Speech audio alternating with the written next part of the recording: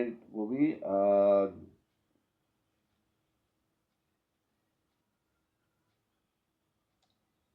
Deuteronomy 28 verse 47, because thou servest not the Lord thy God with joyfulness and with gladness of heart for the abundance of all things. So we did not want to serve the Most High with gladness of heart.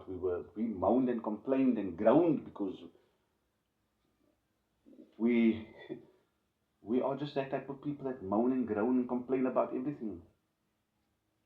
So this is the reason why we ended up in slavery, because we didn't serve the Lord with all of our hearts, because we wanted to.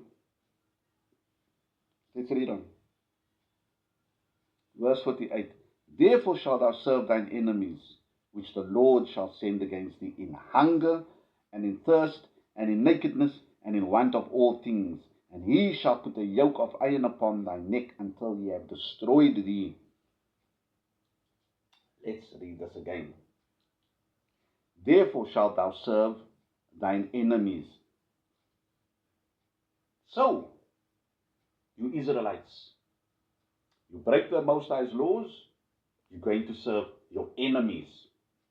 This indicates to us that the Israelites have enemies. Everybody is not the children of the Most High. Because if you're a child of the Most High, you're an Israelite. If you're not an Israelite, you're an enemy of the Most High, of the Israelites. So we have enemies, and this enemy is going to do something to us. So therefore shalt thou serve thine enemies. So we broke the Most High's laws. And because we broke the Most High's laws, we are going to serve our enemies. And how are we going to serve our enemies? In hunger. When you need to buy food, who do you need to go to? Your enemy. Who owns the grocery stores? Who owns? And I'm not talking about the little house shop around the corner, and I'm not talking about the little spaza shop. I'm talking about the massive companies, the wholesalers, the massive wholesalers. Who are the owners of those? It's the Caucasian people. And they are the ones that have sold us into slavery. They are the ones that's called our enemies. I know it's hard and difficult to accept, because we have this love for the Caucasians. We have this love for the white man. But he's the one that has put us in hard bondage. He's the one that has enslaved us. He's the one that has brought this apartheid upon us, placed us in apartheid. And we are serving him. So we have to go to him for food. We need to go to him.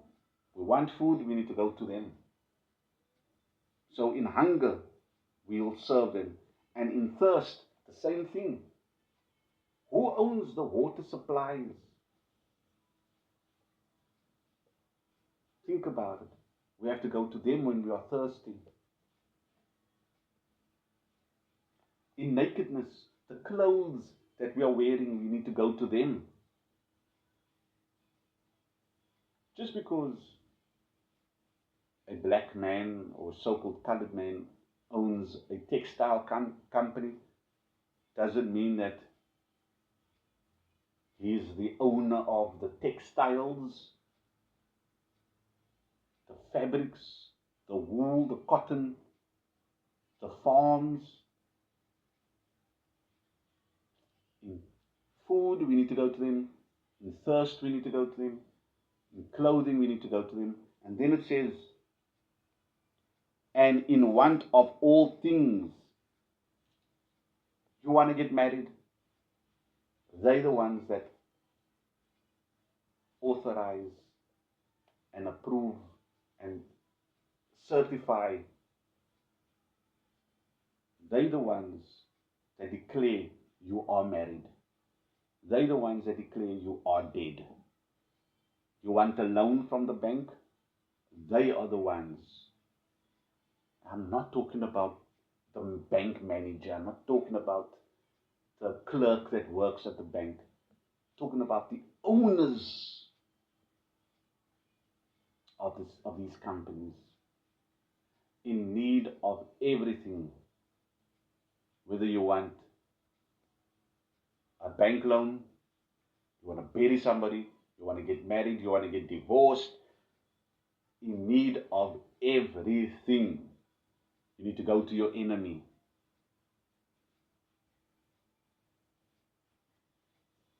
Let's read on. And he, our enemy, shall put a yoke of iron upon thy neck. As plain as simple as that. Our enemy is going to put a chain around our neck until he have destroyed thee.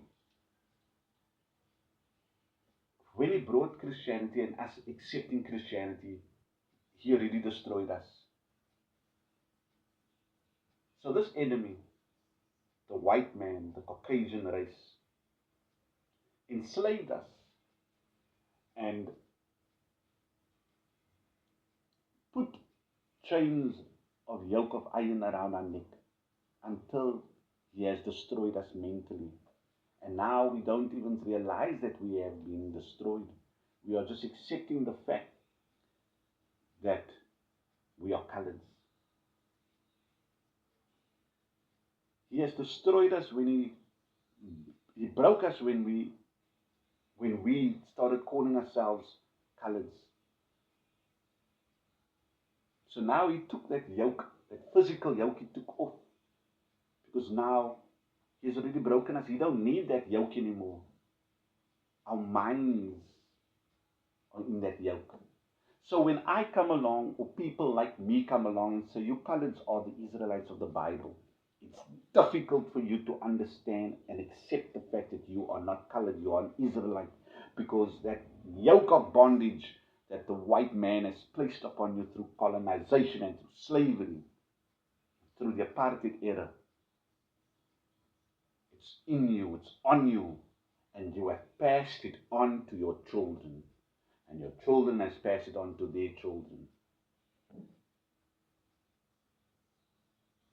It's time to know the truth. It's time to wake up. It's time to come back to the knowledge of Messiah. It's time to understand who you are. So let's go on. Deuteronomy 28, verse 64. And the Lord shall scatter thee among all people from one end of the earth even unto the other. And there thou shalt serve other gods, which neither thou nor thy fathers have known, even wood and stone. Again, the wood and stone goes into what I said earlier on, Christianity and Islam, and serving other gods. So it is the Lord that is doing all these things. Because, remember, it was a contract that was made between us and the Most High. So, the contract states, break his laws, break his rules, his regulations, consequences are going to follow. Bad news is coming your way. And the bad news is what we are living in and what we are facing today. Right, so Deuteronomy 28, verse 68. And the Lord shall bring thee into Egypt again with ships. The word Egypt means bondage. The word Egypt means bondage or slavery. That's what Egypt means. So this prophecy speaks about the slave trade. And the Lord shall bring thee into Egypt again with ships. By the way of I spoke unto thee, thou shalt see it no more again. And there you shall be sold unto your enemies for bondmen and bondwomen, and no man shall buy you. So, let's analyze this. And the Lord shall bring thee into Egypt again. The word Egypt means slavery or bondage. The word Egypt means slavery or bondage. The word Egypt is a Greek word. The original name for Egypt was Mes, Mesrahit or something like that. I can't get to the name now. Mizraim. Mizraim? Okay, Mizraim. So, the word Egypt is a Greek word which means slavery.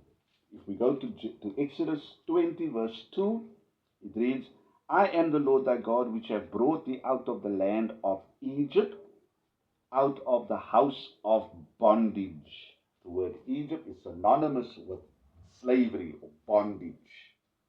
Right? So it says, and the Lord shall bring thee into Egypt again. So, we came out of Egypt during this period of time. We came out of Egypt during this period of time, and we walked out of Egypt.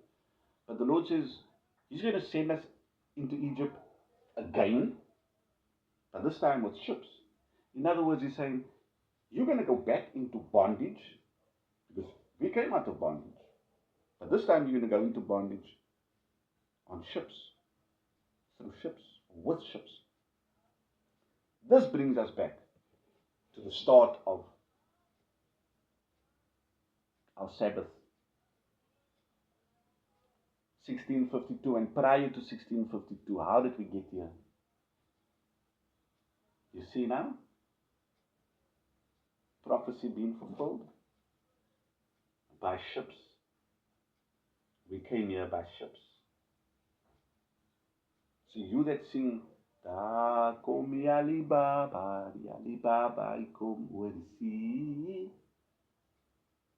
Even though that's got nothing to do with the slavery, but the connotations, if you understand. So we came here on slave ships, 1652, 1653, 1658, 1421, 1488.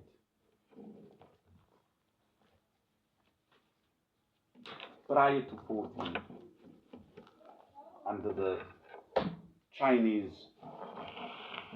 general, when the first slaves that was brought to South Africa was in 1488 by the Portuguese. But prior to that,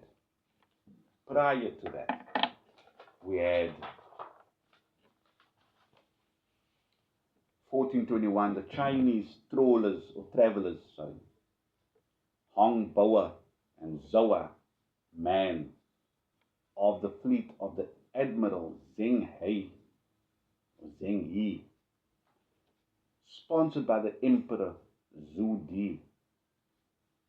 They rounded the Cape.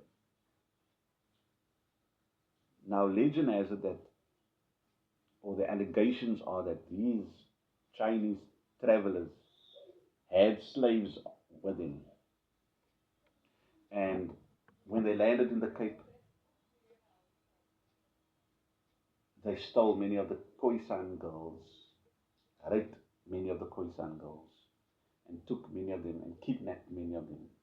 That's the allegation. I'm not saying that's factual, I'm just saying that's the allegation. Then we have